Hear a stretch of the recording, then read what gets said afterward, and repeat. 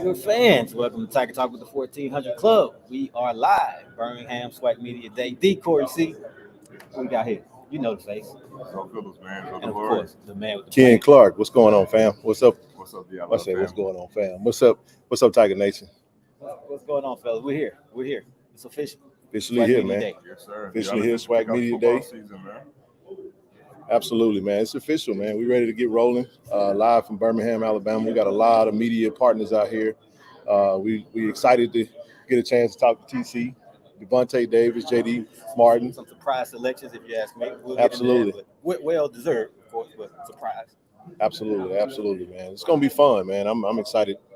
I hope everybody that's tuned in like all the graphics, like what we're doing, man. Stepping it up a little bit. Yeah, one thing about it, man, just seeing all the faces all in one place, all the podcast YouTubers, and seeing them all convened. I don't think we collectively have all been in the same place at the same time. You may see one here or there at a game or an event, but man, just seeing everybody has been special so far. Yeah, man. It's also to see all the media members out here. You know what I'm saying? Seeing Jay Walker, Tiffany Green out live in the flesh, and all the other media personalities out here. So everybody's working with them today. Absolutely, man. Got a lot in the chat. Y'all go ahead and make sure you guys hit the like button, hit the subscribe button. Make sure you hit the subscribe button. Make sure you hit the share button.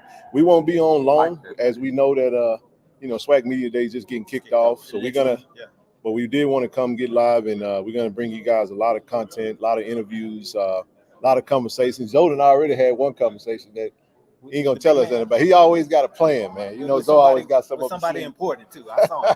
I was a fly on the wall, but somebody important. Acknowledge Zoe. I saw him walk past Zoe and walk up to Zoe, give him the bro hug, and they started a 5-minute conversation. So something about Callaway, man. Something about Callaway running SWAC. That's all y'all need to know. No, I'll say this, man. It's a great opportunity for us. Tiger Talk with the 1400 Club. We're excited about the season. What's to come. Some live kickoff shows, post game, a lot in store. So today is day one of that. Yeah. Hey, it's day one of this 3-peat. Hey, man. You right. Trying to finish SWAC champion. That's right. What's the winning streak, Zoe? 20. And what's the record? 28. So when do we surpass it against who? Celebration Bowl. No, it's SWAC championship though. It's SWAC championship. Phil Minotti, what's up, Phil? We got Phil Minotti in the building. Come on around, man. We got Phil Minotti on the other side. No, man. Come on back there, let the folks see you, man. We got Phil Minotti in the stand. What's up, baby? Y'all know we can't. Hey, it's good to see Phil with this block on, because we haven't seen that block on film in 6 months. Hey, and it's gonna be a movie too. Breaking news already on Tiger. See, that's why you got to check in, man. That's why you got to subscribe, because you never know. We're always breaking some news. So Phil Minotti. Absolutely, man. Appreciate everybody tuned in. Like I said, you got somebody said 13-0. I'm playing producer. Y'all keep doing that. Chest too when you say it now. When you type and put it in all caps now. The champ is here. That's right. The champ is here. Now listen, one thing we do know, we had a lot of turnover from the roster standpoint. Let's talk about Coach TC Taylor. He's done a phenomenal job of assembling a great staff. I'm gonna go on a limb and say I think we already got the best offensive coordinator in the conference. I feel confident to say that. He's not just saying that. I'm not saying that. Saying Coach he's seen with his eyes. Absolutely, Coach Maurice Harris. His work speaks for itself. He put together. Coach Jonathan Bradley comes in as the defensive coordinator. The defensive line that he's put together. If you notice with Coach Bradley didn't hire a defensive line coach. Which some people question. That's correct. That's correct. But when you see the actual defensive line depth that he put, we're 4 deep right now. And this is unbelievable depth. This is unbelievable. Absolutely. So speaking about Coach TC, puts together a great offensive and defensive staff as well as the support staff, and had a phenomenal recruiting class. So a lot of the guys that are in the room that's going to make an impact are new to the SWAC. So we don't expect to see Jackson State on a lot of the preseason polls. Matter of fact, we expect to be kind of overlooked today because people going to give it to the guys that are returning, but at the same time we know that the postseason awards is what matters the most. The trophy. Honestly, Ken, I don't know if we can expect a lot of names on the postseason list either because of the depth. There's going to be a lot of guys rotating in and out. So I don't know if you have that 100 tackle guy. I'm notorious for saying that. I didn't think Aubrey would be that guy, but he's still produce this number. So the depth is going to really show. Absolutely. Yeah, but we can't focus on what everybody else doesn't know. We have to focus on what we know. That's true. And That's true. We know what we have on this team. We know we got the deepest D line in the conference. We know we have the best staff in this conference. We know we're going to have the best defense in this conference. We have the deepest wide receiver room. None of this is hyperbole. I mean, when you're a champ, you can talk with your chest puffed out. That's right. Two-time champ. Back to they back. don't consider, I mean, we're champs, but they don't consider us champs because this is a new team. Yeah, but they feel as though that team. We're okay with that. With all the guys who left, those are the defending. But here's the thing, though, Corey. This is a new team. It was a new team in 22. It was a new team in 21. So upgrade of talent, though. We upgraded talent. Absolutely. They feel, again, we know, but they feel as though the talent has left and is depleted. They see it. Y'all see it. You know, I think what they're doing is I think what a lot of people that don't understand what we've been able and privileged to see is it's more of a projection, kind of like what you say all the time, Zoe. People speak what they want to see, not necessarily what they know about. Absolutely. So, but this is why Tiger Talk with the 1400 Club, the podcast is so important because we're able to come to you and give you the real JSU story. We're gonna tell you, we're gonna tell it like it is. If we're struggling, because this is the thing, us going live before and after, we don't run from nothing. We're not gonna run from anything. Win, lose, or draw, we're here. Right? I encourage the listeners because some people say, so always talking with the blue and white glasses on, but we do call it like it is. We've been winning for the past couple of years, but we started this podcast in December of 2019. 2019. Yep, 2019. Right? And obviously, what the situation of the program. If you go back and listen to those first episodes, we called it exactly like it was. It's just right now things are working in our favor, so that's why we're calling it that way. But we'll keep it real. We'll keep it 100. Absolutely. Real quick though, every time I look at the screen over here, I have to send a shout out. I want to send a shout out to Thad Reed. Shout out to Reed Enterprise from the 1400 Club, of course. Tiger Talk with the 1400 Club for lacing us up with these. Look at the merch. Y'all see we're official now. Y'all see we're official now. I got the Tiger Talk with the 1400 Club. We logoed out. I want to appreciate Brother Cujo Carr for setting us up with the backdrop. You guys can't see it now, but we got a nice tablecloth, Tiger Talk with the 1400 Club, and even the backdrop. But you're gonna see more of that as the season go out. We'll roll it out. Like the Jeffersons. And let me shout out Ken Clark. He's shouting out everybody else, but we got to give this man his flowers, man. I mean, he gets it done, man. All these ideas, I can't say all, but I would say the majority of them, Ken Clark, man. He really has a vision for what he would like for this to be. Obviously, we created years ago, and Ken came on board from the beginning. He's taking this thing to a new level, so we got to continue to give him his flowers. Absolutely. Well, I appreciate that, man. It's not about me. It's about JSU. It's about the block, right? And if it's really about that, then the work will speak for itself. Absolutely. I think at the end of the day, it's about branding. It's about making sure that you look good, you feel good. And if you look good, you feel good, you perform good, and they start to pay good. We still can say, hey, we still rocking with Coach Prime. Shout out to Coach Prime, by the way. I let folks know ain't no love lost at 1400 JR Lynch, man. We appreciate our head coach for the past 2 years, but it's TC Taylor time now. No disrespect, with all due respect. Stands for the coach. The coach. There he is. And we can't wait to sit down and talk to him today, like we said. But like you said, bro, at the end of the day, it's about trying to get this thing to the next level and making sure that we're official, because what's most important is for us to tell our own story. We got to own our own stories. Gone are the days where we rely on journalists from whether local or far to try to tell our story, and we felt like it was unfavorable. So if we in the house and we're able to do it, hey, we're going to make sure we do that. That's how Tiger Talk started. For those of you who don't know, just a bunch of guys, a lot of 1400 Club members who kind of always on campus, always hanging around practice and knew what was going on. But at one point, the Clarion Ledger stopped covering Jackson State. They took away that dedicated beat writer. So there was a lack of, promotion around the program, all sports. So fans just didn't know what was going on, but there was a few of us who knew. We would always talk amongst ourselves as far as what was going on. So we just decided, let's put this on wax. Let's create a podcast. And we wanted to control our own narrative to be able to put it out there instead of these kind of slanted stories that don't tell the whole story. So we won't go down that path. But right, a shooting in Jackson, and then they say near Jackson State, stuff like that. I'll give you one, Corey and Zoe. We just had we know Coach Willie Simmons and FAMU Rattlers will be here represented. They had a little situation, kind of unfortunate with the rapper. But when the Clarion Ledger talks about this particular story, I don't understand why the Clarion Ledger will put TC Taylor's face on the article that's talking about something that's going on with FAMU. So what we're saying is this. We're gonna call it out. We're gonna be transparent and we're gonna be straightforward. But at the same time, I clicked on that. It's actually a video. So I'm gonna tell you how this works, y'all. Clicks, likes, shares, views is the name of the game. The video was a video that they did with Coach T.C. Taylor after he became the head coach. So when he became the head coach, so what you do is Clarion Ledger don't cover FAMU, right? But if you're gonna talk about it, we can take this story, use the momentum of it, slap an interview that's old that we already did. So it's just the aesthetics of it, the look of it, just didn't sit well with me. And that's the stuff that we talk about, having true integrity and just in your journalism and making sure that we represent the university in the best positive light. And that's why we come to you guys and we want to step it up and make sure that we look the part. Because we know the haters looking, man. It's all good. We got James behind the lens in this thing. You got to come on around here, man, and let them see you, man. All the people in the background waving, we got to bring them in so y'all can see who all got the whole team. Man, the man. Oh, what's up, Hey, y'all? what's going on, James? This one of the man. Every time y'all see Go JSU Tigers, all the dope photos, and you see James behind the lens, this the man right here. Yes, sir. How y'all doing, man? Yes, sir. Good to see y'all. Yes, sir. Yes, sir. FaceTime, man. FaceTime. Say you official.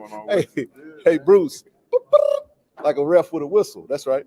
So we're gonna get into a couple of questions before we get ready to close it out. We're only gonna be on for about 20 minutes, and then we'll come back and do another live. But we're gonna go to the chat, see if we can grab a couple of questions. Man, that was bright. So Paul Holland says, question: what would be improvements? What improvements have Davis made from last year? That's a great question, Paul. Devontae Davis, I'm assuming. I can tell you right now, he's gotten faster.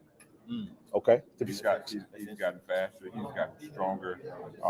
He's actually taken more of a leadership role. There you go. Leadership role with this team. Yeah. This is his team on defense. Right. First team all conference in the season last year. And as he told me, and you and myself, Ken, what he tells us, like this team this year, we cooked.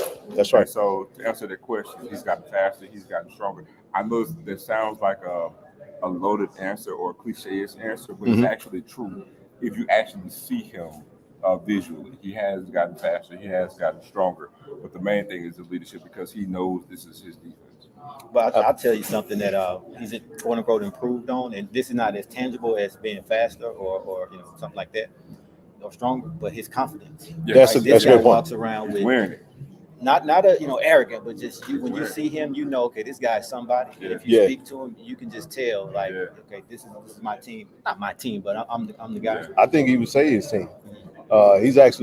He and I have had multiple conversations, and he said, Ken, this defense, we finna get these boys something they ain't never seen before. And he was serious about it. And we checking out the SWAC Media today. They got Jackson State predicted to finish second in the East. That's pretty good. We done heard that before. They stay trying to get FAMU the top spot. They got to go through us at the Blue Blossom Classic. Man, they just sit here and actually just how we we'll get back to it. They picked how it finished last year, man. Absolutely. As y'all see the preseason, all SWAC, nobody from Jackson State, just like I thought. You do hit DJ Stevens, the best tight end in the conference. This is about what we expected. But they haven't seen these guys. They haven't. At least in performance SWAC. So absolutely. If they put some of these guys, let's just say Jason Brown, if they threw him on second team all SWAC, man, there'd be an uproar. Oh, they couldn't. Uproar. They couldn't. But I'll give you a couple names in relation to Devontae Davis. But you guys touched on the stuff I did want to say. Confidence, more of a vocal leader. One thing I will say about these guys, Devontae Davis, Antonio Doyle, their defensive line, Jeremiah Williams, spent some time with him on yesterday. Look, that boy special, man. So I'm telling you, like, Devontae Davis wears that confidence, like Corey just said, and he was more of a shy kind of confident guy. It felt like it was, a little bit more reserved, probably a better word. But now going forward, I think you're going to see him take the bull by the horns. He knows he's that guy. He knows that, hey, we go as he go. And look, we got a familiar face in there that's in the D-line room. Brother, we call him Big Junior. Oh, okay. Cornish Miller. Can we call him Big anymore? Because he look good, man. He look good, man. Physique. Man, he like the Burton, little Junior. You guys may have seen this Instagram post. It was kind of vague, but he was calling out the linebacker. So I'm thinking, did he move to linebacker or what's up? He actually got in the race with them, and he beat a bunch of. I think he beat all of them, but he beat all of them. So here's another question. They say, ask JD Martin about his yardage and carries goal. We sure will. We'll definitely touch on that one. A lot of persons say excited about JD Martin. We're gonna definitely talk about JD Martin. So matter of fact, we'll pause here and jump into JD. JD gets to, outgo Savion Wilkerson. JD stays and physically more fit, looking good. I think he's grown into the role. We know he's a clear-cut leader from the running back room, obviously, because Coach T.C. Taylor determines who goes and represents Jackson State today, SWAC Media Day.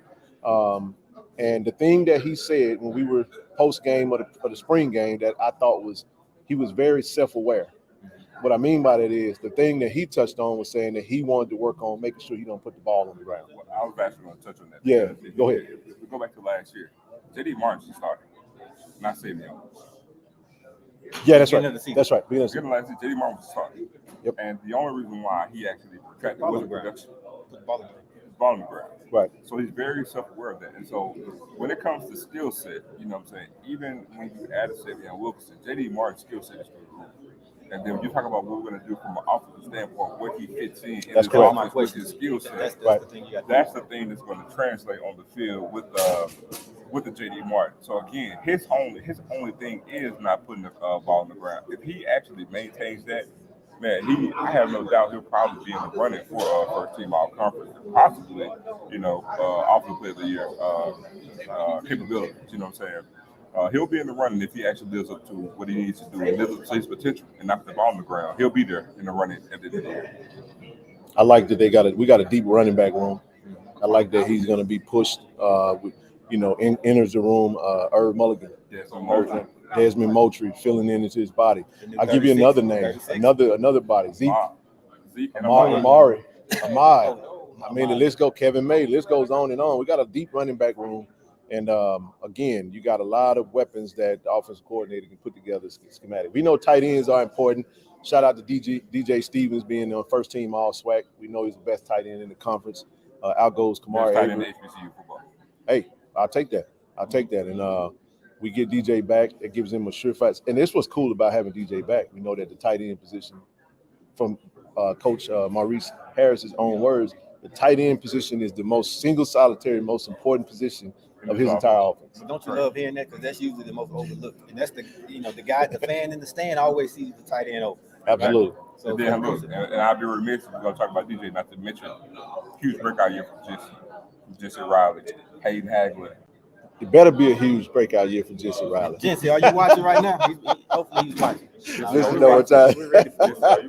Who is he 2.0? Hey, Dr. Hook, I agree with that. They said JD is a receiver playing running back. He did it all in high school. If you go and watch his tape, he was actually a quarterback too. Yeah, he played a little bit of everything. So athlete is what we call it, But yeah. I think Israel asked about the O-line. Let's go back to Israel. You want to speak on the depth? So Israel asked, what improvements are we seeing with the O-line? Height, length, and mean attitude. It's going to be a physical, aggressive O-line, and they're coming to hit somebody in the mouth with some bad intention. I'll start with one thing. The coach. Right. Mirror image of the coach. So where is he coming from? Where's his background? And what conference? What's traditionally has been one of the biggest separators between the MEAC and the SWAC. O-line play. Okay, so he's bringing. If you notice where he's recruiting, like what areas he's recruiting from, he's bringing that MEAC type O lineman to Jackson State. Hey man, this O-line is gonna be like how Coach Boone said in Friday in Remember the Titans, man. Mobile, agile, and hostile. I like that. Absolutely. Let's see. But no, as far as you talked about length and height, I would say quality depth. You know what I mean? You're seeing Evan Henry is going to move over to the center position, and then being in there, kind of being around those guys. We got some big guys in there, man. We're talking 6'5", 6'6", 6'7", even 6'8", from a size standpoint. So gelling is going to be the key. We're going to go fast, so you need more bodies. I think Coach Beef and his staff has done a great job with strength and conditioning, and now camp starts tomorrow. So we'll see what happens. We'll see the 5 that emerges as that 5 is 1 core starters, and then we'll go from there. And I like the mixture as well, as far as some veteran guys coming in, transfers, JUCO guy here and there, and then even still getting those high school O-linemen as well. Have a couple of those coming in. So I like that. You go ahead and pencil it. Fans, when you guys get a load of the law firm, DeAndre Towns moving. So how physical do you think the O line will be? He said Go ahead. Hey, you talking about somebody I like, the law firm, man. DeAndre Towns moving. Know what his nickname, right? Hey man, how physical will they be? I mean, we're gonna abuse some D lines in this conference. I know a lot of people tend to want to think, oh, the old line play was great. Well, you have to look at the offense that we ran. We're a pass-heavy offense, and it's very, very. It's more difficult to be great as a pass blocking unit more so than a run blocking unit. It's going to be a run blocking offense, and you can gel a whole lot quicker in a run-based offense. That's a good point. Because we're not going to drop back and throw the ball, 30, 45 times. We won't be doing that at all. Just go ahead and wrap your mind around that. We are going to run the ball. And again, we have some agile, mobile, and hostile O-line that play with bad intention. I'm telling y'all, when y'all see a law firm, you could take off Richard Swartz off of it, man. DeAndre Towns moved from Lackawanna College, JUCO All-American, Pennsylvania left tackle, man. I like that. 1-900 number. He is going to abuse some D linemen this year. So regardless of the physicality, which I want to see, but what I'm looking forward to, what I'm expecting, is our depth to take over from the O-line position. For sure. Because I don't think we're going to go up against a lot in the conference. A lot of D lines is going to have the depth. That's what I was going gonna to say. say. So by the third and fourth quarter, I can tell it may be some close games at halftime, but that third and fourth quarter, Well, we should be able to but to that point though, I was talking to Jeremiah Williams on yesterday. Basically, he was saying, man, my phone keep ringing. Sorry about that. He said, I know y'all see the man on live, whoever it is. no, that happens on the live all the time. All the time. My goodness. But what he said is that they know they're the best group in the conference, right? And they're gonna push the O-line. I was just about to. By them pushing the O-line is gonna make them even better. I was going to expound on that because if you think about it, what do we always say? We know without a shadow that we got the best D line in the conference. And that's they see them in And practice. they're going against them every single day. So the game should be a relief for them. Like, man, I don't have to see these guys. We won't see a better D tackle setup in the conference. We won't see a better D end combo in the conference. Now, will we have some individual talent? Yes, we will. Yeah. But as a line in totality, we won't face it. We see it every day in practice. Good deal. A couple more questions, you guys. We're gonna go on for about another 8 minutes, and then we're gonna pause and run over to the other side. So bring your questions on. Let me see if I can get caught up over here. What's going on? Do you see? Speaking of O-line, do you see any of the O-line currently who was on the level of Willis Patrick, who is currently starting at TCU? Did you not just hear me talk about the law firm? Go ahead and speak on it, bro. I mean, DTB. Right. And I think it's also going to have to show itself, though. Like we didn't know who Willis Patrick was. We knew he was coming out of Angelo State. Coming from a D2 and All-American from a lower level. And shout out to Willis Patrick, all by the way, man. Proud of him. He's also a graduate of Jack State University. Starting right tackle at TCU Frogs. Everybody call it right now. And so we go. Hey, that's too funny. She's not watching, I guess. Say, do you think? It's a good question. Roger Jones said, "Do you think JD can get 1,000 yards?" That's tough, man. 1,000 yards with the depth at running back. It can happen. Spreading around to the tight end too. Well, when we factor in 13 games, it can be done. Well, you got to factor in. All right, let's talk about Savion Wilkerson though for a second.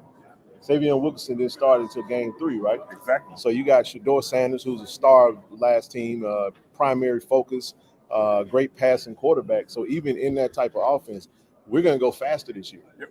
So in going faster, you're going to have more opportunities, more plays. Let's get to the line and snap the ball. So I think the potential is there this year per game than we did last year. So given the fact that, once Savion became a starter, he had some really big games. You're talking about 11 games, and you're talking about championship potential celebration bowl.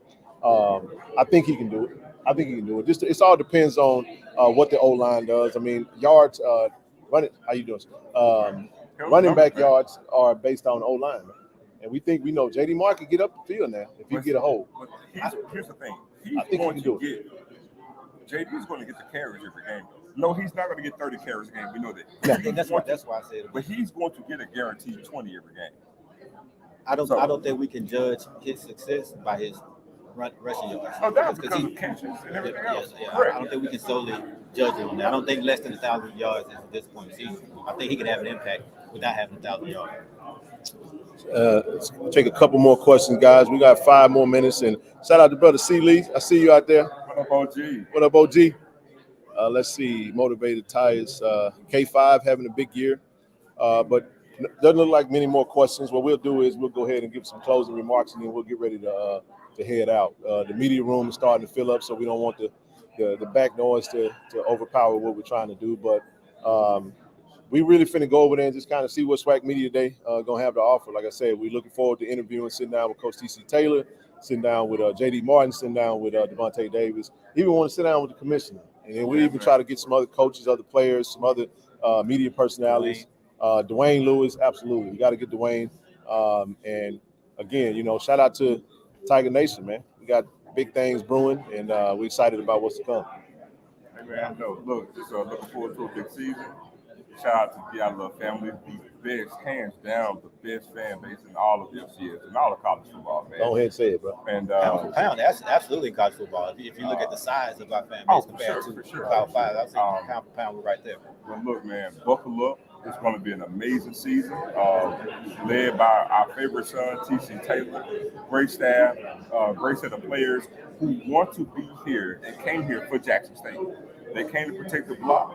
And as a fan base, we're behind this team, right behind this team. And look, we're going to head on our way, man, to get this 28 straight dubs. And most y'all to get this 3-peat. Champions here. And in order to beat the man, you got to beat the man. There ain't nobody beat us yet. It's been 20-0 against SWAC past 20 games. But I will say this though, Tiger Nation, we still got 6 days left. Get your tickets. Go get your season tickets, man. Got the man right here. Get your tickets, man. So make sure we're sitting right at last count as of last night was 5,250 season tickets. So it is disappointing. It is disappointing. But we still got a little time. Go ahead and get as many tickets as you can. Listen, we understand that we got a walk up crowd on game day. We got to change the way we do business and the way we. It's a behavior that has been developed over time. And we have to. You don't change it overnight. Because I'll say this though, if you get your season tickets, that's going to take the strain off of having to go stand in lines, going up to the stadium, taking off. We understand that people like to do the same thing. They don't like to make change, but also helps other sports. That'll keep us off the road from November to January in basketball. We go ahead and get season tickets. Yes, football funds the entire athletic department. So if you want the basketball team to have home games in November and early December, get your season tickets, man. It's not just football. It's for all athletics. It's for the whole entire athletic department, as actually say. Coach Henry. All right, everybody. Like I said, we're going to go ahead and get ready to shut things down. Again, we got 245 in the room. Hit the like button, hit the subscribe button, hit the share button. A lot of content coming to you guys from Tiger Talk with the 1400 Club.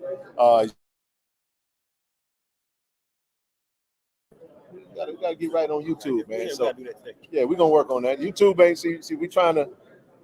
How can we say that?